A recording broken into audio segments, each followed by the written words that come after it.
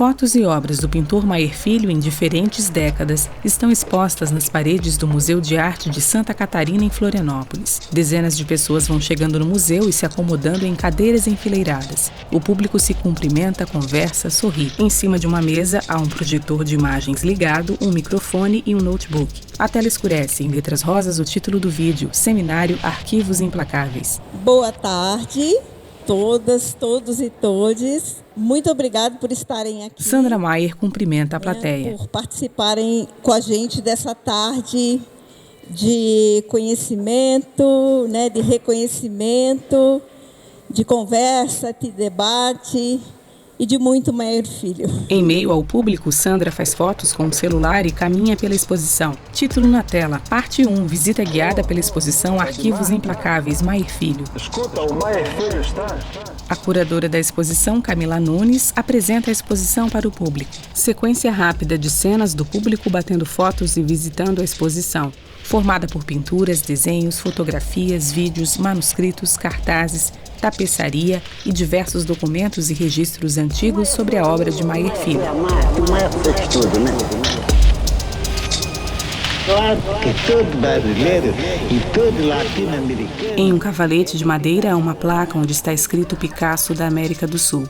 Pessoas caminham e observam as obras, que apresentam criaturas com asas, muitas plantas, flores e animais. Cenas do público participando da visita guiada pela equipe da exposição. Sandra Maier, filha do artista, conversa com as pessoas. Ela é uma mulher branca, usa óculos, tem cabelos curtos e grisalhos. Em seguida, cenas do público sentado em cadeiras, aguardando o início de uma apresentação. Texto na tela, parte 2, apresentação de Diana Schwartz, Bianca Tomazelli, Clarissa Diniz e lançamento do livro Arquivos Implacáveis, Maier Filho. Diana Schwartz, professora e pesquisadora. O Maier Filho, ele começa a sua produção, com desenho ali na década de 40 e vai expor lá nos anos 50, mas também sobre essa ideia do modernismo. Eu encontrei, então, informações a partir do livro da Dalice Araújo, Mito e Magia na Arte Catarinense, que ela publicou em 77, e ela vai falar de uma crítica de arte que teve a partir da exposição de Augusto Rantes, que era um paulista, um pintor paulista, que veio expor aqui em Florianópolis, trouxe 50 trabalhos entre natureza morta e paisagem, enfim. Diante do público estão sentadas em poltronas Diana Schwartz e Clarissa Diniz. Que não está assinada essa crítica no jornal O Estado, mas que lá nos anos 70, o Celestino Sachet, ele vai dizer que é do Altino Flores.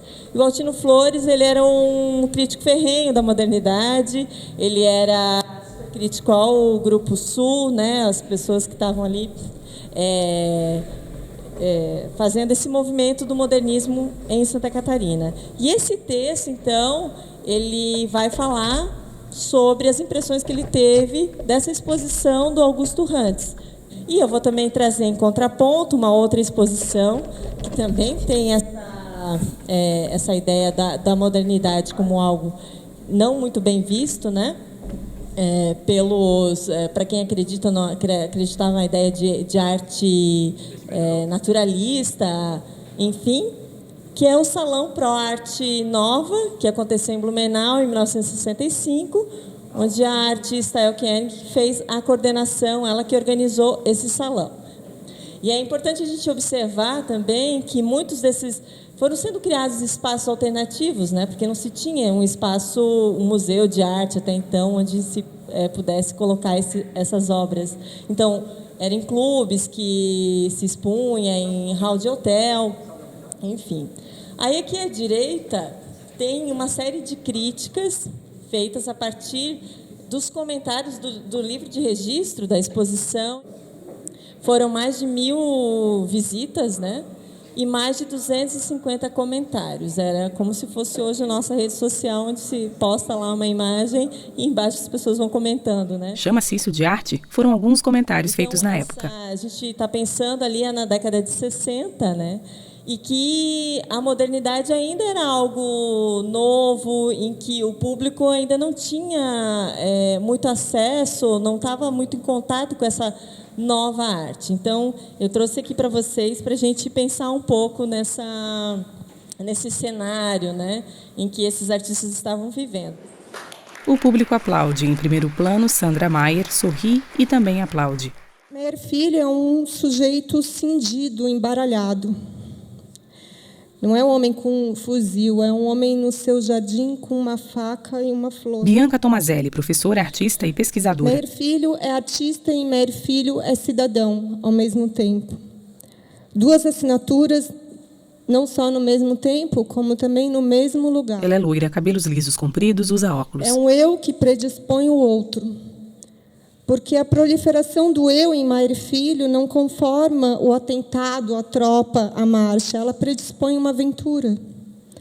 Sua aventura pelo planeta vermelho. Sentadas ao seu lado estão Clarissa Diniz e Sandra Maier. Representam uma política da visão que recusa o visível, a fim de tornar visíveis as forças que não são. Ou seja, uma política da potência que se configura como a exigência de uma aventura, a necessidade de uma aventura. Bianca segura folhas de papel com o texto que está lendo. Exigência que é modal, é um modo de ser, e não moral, e não é do julgamento do valor, pois pressupõe que o observador se veja incluído na própria observação. Assim, toda potência é a impotência do próprio com relação ao mesmo. Todo poder, na verdade, é a ausência de poder. Já dizia João Cabral de Melo Neto que o sonho, ou melhor, o sono, predispõe a poesia. O sono, e mais especificamente, a rememoração prolixa e fugidia do despertar, é para o poeta uma aventura que não se conta, uma experiência que não pode ser documentada. João Cabral podia reconhecer na reviravolta do despertar esse estado limiar da visão e da razão, da rememoração violenta, um sinal de vida possível. Acredito que Arquivos Implacáveis, de Meyer Filho, nos apresenta finalmente um pintor que só o é na medida em que se realiza também como arquivista, cronista, comunista, surrealista, bancário, publicitário, viajante e astrólogo. Todas essas atividades ao mesmo tempo em que incompatíveis entre si. Essa exposição remonta, portanto, à tradição do Atlas warburgiano, que é um grande paradigma da história da arte, a gente conhece. Essa composição Atlas, que é uma composição de imagens, mas que não deixa de ser também uma elaboração de si, da experiência e das cronologias, um inventário de sonhos usados. A ideia de que a verdade falta em seu lugar, o eu é um outro, pode ser vista nessa complexificação do desenho de Meyer Filho. A indecibilidade da estrutura dos seus galos, que compreendem mais do que apenas galos, essa ideia de que os galos são telefones, é também uma complexificação da própria ideia de nação. Refiro-me ao galo agora que carrega no peito a imagem da nação, a bandeira. Do mesmo modo que outros galos carregam em si a presença de muitos outros, onde o eu é sempre também um outro. Nessa imagem, que deve datar da década de 80, momento de redemocratização, está apagada, no entanto, não se lê, não está escrita, o emblema positivista, ordem e progresso. Talvez não se trata apenas de recuperar o amor, mas de, com Meyer Filho, e a partir do seu método, começar tudo de novo, riscar por cima, colocar por cima, escrever por cima. Que amor é esse que temos que recuperar? Bianca passa o microfone para Clarissa Diniz. Clarissa Diniz, curadora, professora e pesquisadora. Ela é uma mulher branca, cabelos curtos e grisalhos. Ele se aproxima, né, ele se identifica com o Dazibao chinês, né, enfim, esse método, né, político de comunicação e com as massas, né, que consistia basicamente desses grandes cartazes colados diretamente, né, no espaço. Fotos antigas de outdoors com obras de Meyer Filho nas ruas de Florianópolis. Uma relação direta de debate, né, de informação e, enfim, entre as pessoas. E aí, para mim, isso foi muito importante, né, ter visto Meyer se identificar com o Dazibal, né? Se colocar ali como alguém que está fazendo o Dazibal em Florianópolis. Porque isso inscreve, né, a intencionalidade política do artista. E aí, nessa mesma época, nos anos 50, Meyer vai representar trabalhadores, né? Inclusive usa o seu próprio rosto, né, para representar trabalhadores, enfim, acho que é um pescador ou, né, algo assim. Ele, enfim, coloca a sua identidade no trabalho de outros, né? E aí ele tem esse texto que ele vai, anos depois, falar das críticas, então, que ele recebia do que ele vai chamar de esquerda festiva, né? Que é, então, né, na minha leitura, essa esquerda socialmente privilegiada, né? Eminentemente branca e herdeira, que pouco precisou trabalhar, que vai, então, olhar para esse artista, dizendo que aquilo que ele estava fazendo era, sei lá, apolítico, né? Ou que ele não estava, enfim, seguindo o protocolo ou a prescrição, porque eu acho que isso é uma esquerda prescritiva e não necessariamente festiva. E ele vai, enfim, se revoltar contra isso. E ele é muito claro ao, então, designar o que me parece a grande baliza dessa disputa, que é o fato de que ele, diferentemente da maioria desses outros companheiros, ele era trabalhador, né? Ele precisava trabalhar todo santo dia no banco, né?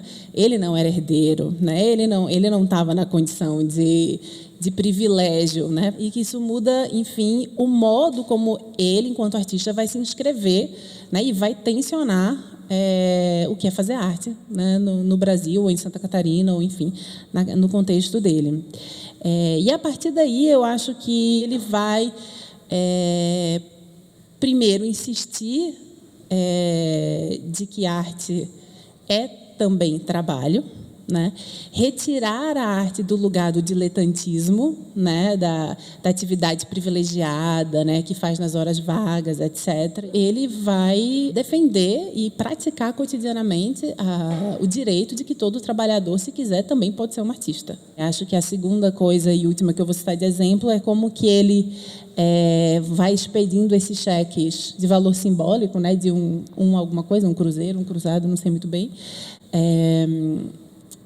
e assinando, né, como artista, porque, no final das contas, ele também sabe que a economia da arte, a economia simbólica da arte, né, valoriza muito mais, é muito maior, né, do que a relação de troca, né, e mesmo a ideia de mais-valia corrente no mundo do trabalho e no mundo, enfim, financeiro contábil.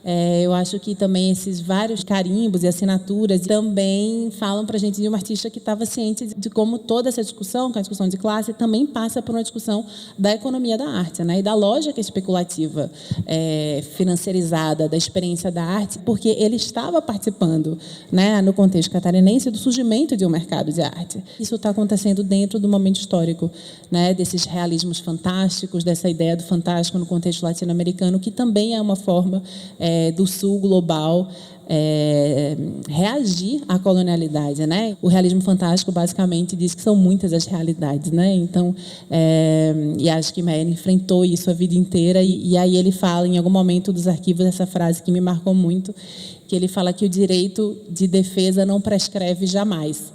Né? E acho que é sobre isso, assim, é uma reação mesmo contra essa esquerda prescritiva, né, que prescreveu tanto, né, como deveria ser um artista, se ele era ou não artista, se era bom artista, era bancário, era emprego, o que ele tinha que fazer.